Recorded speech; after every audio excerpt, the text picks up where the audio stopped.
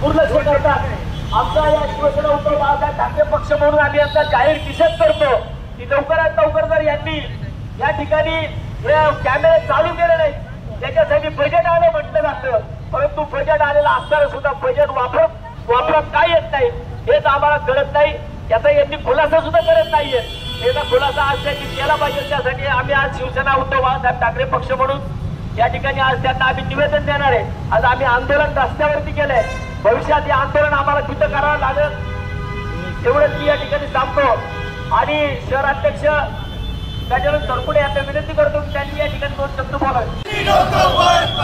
100 कोटी भ्रष्टाचार करणाऱ्या अधिकाऱ्यांचं करायचं काय? खाली डोकं वर पाय, प्रवाशांच्या जीवाशी खेळणाऱ्या अधिकाऱ्यांचं करायचं काय? खाली डोकं वर पाय, प्रवाशांच्या जीवाशी खेळणाऱ्या अधिकाऱ्यांचं करायचं काय? खाली डोकं वर पाय, रेल्वे प्रशासन, हाय हाय, रेल्वे प्रशासन, हाय हाय, रेल्वे प्रशासन, हाय हाय, रेल्वे प्रशासन। हाय हाय।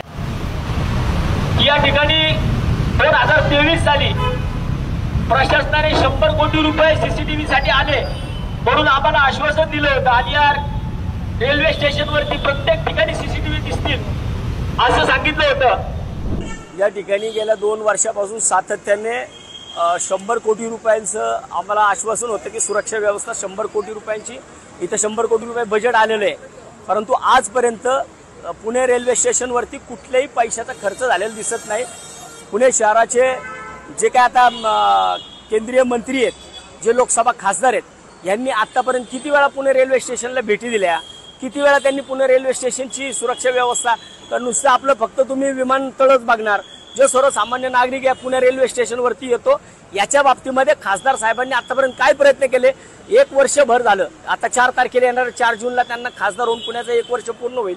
एका वर्षामध्ये खासदारांनी नुसतीच फक्त एअरपोर्टला व्हिजिट दिल्या, पुणे रेल्वे स्टेशनला किती व्हिजिट देऊन या कॅमेऱ्याच्या संदर्भामध्ये या इथले जे काय अधिकारी आहेत या अधिकारी वर्गाला काय विचारणा केली का?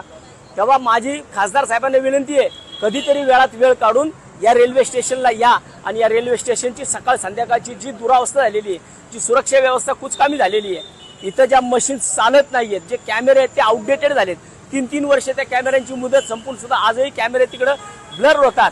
एक मोठा स्कॅन्डल या ठिकाणी नुसतं सांगितलं जातं की आम्ही परवा दिवशी राज्यसभेमध्ये लोकसभेमध्ये भाषण ऐकलं की म्हणे देवाच्या उरुळी या ठिकाणी मोठं रेल्वे स्टेशन होणार।